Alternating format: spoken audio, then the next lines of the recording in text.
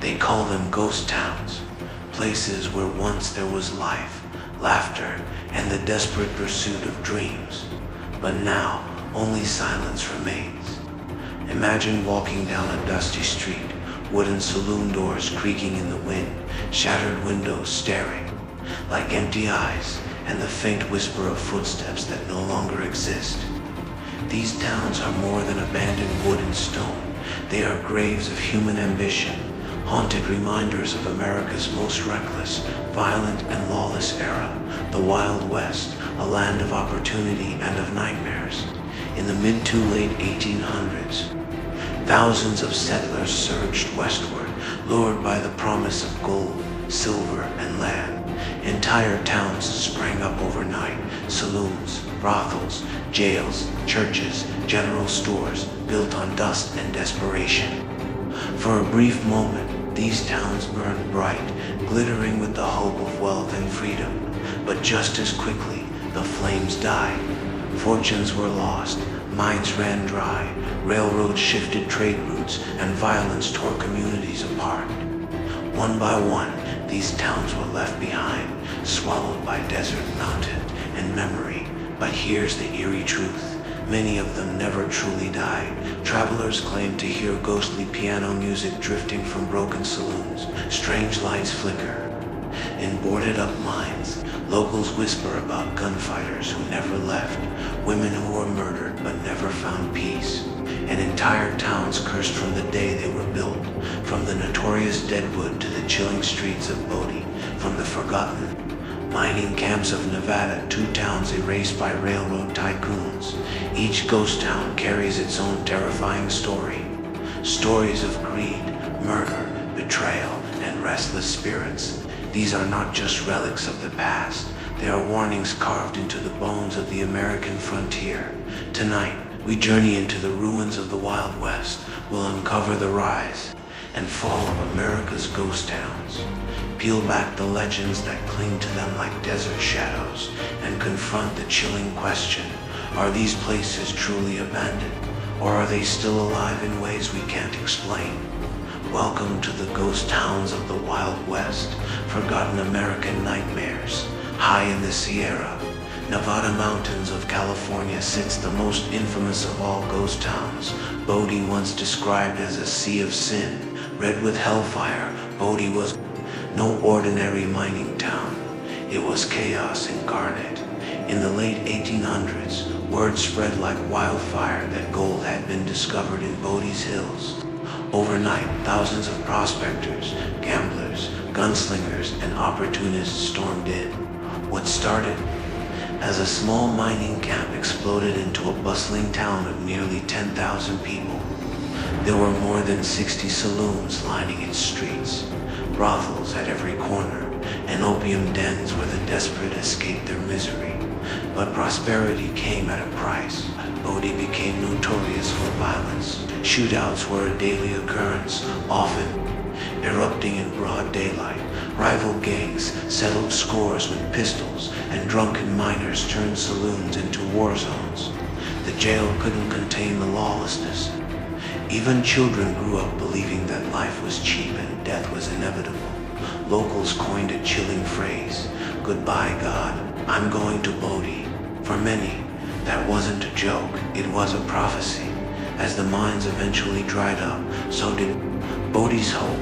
Businesses shuttered, families fled, and within decades, the once thriving town fell silent. Today, Bodie remains in a state of arrested decay, preserved like a frozen nightmare. Visitors swear they hear gunshots echoing in the night. Windows reflect faces that aren't there. The Bodie curse, a legend that says anyone who steals from the town will suffer horrible misfortune, keeps tourists trembling. Bodie isn't just a ghost town. It's a scar carved into the earth, a place where greed and violence swallowed civilization whole. If Bodie was hell, then Deadwood was purgatory. Tucked away in the Black Hills of South Dakota, Deadwood rose in the 1870s during the Black Hills Gold Rush. But unlike Bodie, Deadwood wasn't just known for gold.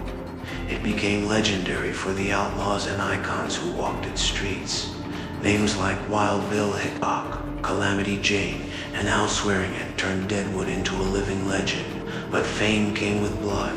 In 1876, Wild Bill Hickok was shot dead during a poker game, holding what is still called the dead man's hand, a pair of aces and eights. His murder cemented Deadwood's reputation as a town where fortune and death walked hand in hand. Brothels flourished, gambling halls never closed, and violence simmered in every shadow. Law enforcement was almost non-existent, leaving Deadwood to be governed by greed and guns. Even when order was finally imposed, the corruption ran deep by the early 1900s. Deadwood's gold veins thinned, its infamous figures were dead or gone, and the bustling town slowly withered. Yet, to this day, many believe Deadwood never truly died. Visitors claim the Bullock Hotel is haunted by its namesake, Sheriff Zeb Bullock, who still keeps watch over his town. At Mount Moriah Cemetery, where Wild Bill and Calamity Jane rest, ghost hunters record eerie voices. The past refuses to stay buried. Deadwood isn't just a ghost town, it's a theater where the spirits of the Wild West never stop performing. Tombstone, Arizona, is perhaps the most famous Wild West town of all. But behind its legendary shootout at the OK Corral lies a darker truth. Founded in 1877 after silver was discovered, Tombstone grew at an astonishing pace. Saloons, theaters, and gambling halls sprung up almost overnight. At its height, Tombstone was one of the fastest growing towns in the Southwest, dripping with silver wealth. But where there's silver, there's blood. The infamous Herb Brothers and Doc Holliday squared off against the Clanton McCoy gang in a 30-second firefight that would define Tombstone forever. 3 men lay dead, and Tombstone was etched into history as the lawless heart of the West. Yet, silver was Tombstone's curse. Flooded mines eventually forced the town's decline. By the late 1800s, most of its residents had fled, leaving only whispers and empty buildings dot today. Tombstone brands itself as the town too tough to die, surviving as a tourist attraction. But beyond the staged gunfights and reenactments, there are darker stories. Locals speak of ghostly figures wandering down the street at night. Guests at the Birdcage Theater hear phantom laughter and poker chips clinking long after midnight. Some claim Doc Holliday himself still lingers, a restless gambler never ready to fold. Tombstone may have clung to survival, but its ghosts are reminders that even the strongest towns eventually meet their reckoning. Montana's Wetland began as a dream, a road that ended in betrayal and terror. In 1862, a massive gold-striped brought thousands rushing to this remote town, but Bannock's wealth attracted more than others. It attracted predators. Diane Plummer, the elected sheriff of Bannock, swore to keep the peace. Instead, history suggests he may have led one of the most ruthless criminal gangs in the West. The Innocents, as they were called, robbed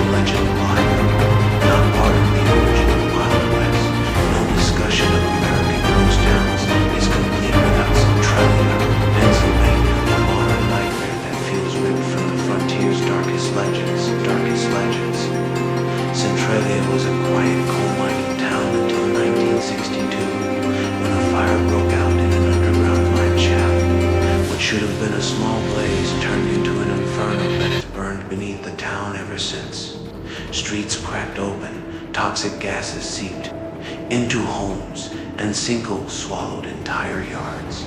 Families fled as officials condemned the town. Today, only a handful of residents remain, living above an eternal fire that could burn for another 200 years. Centralia feels like a ghost town out of a horror story. Empty streets, a silent church, and smoke still rising from the ground. Its hellish atmosphere even inspired the eerie video game and film series Silent Hill. Centralia proves that ghost towns are not relics of the past. Sometimes, the American nightmare continues into the present, reminding us that even modern ambition can leave scars that never heal. The Wild West is remembered for its gunslingers, its gold rushes, and its legends of freedom.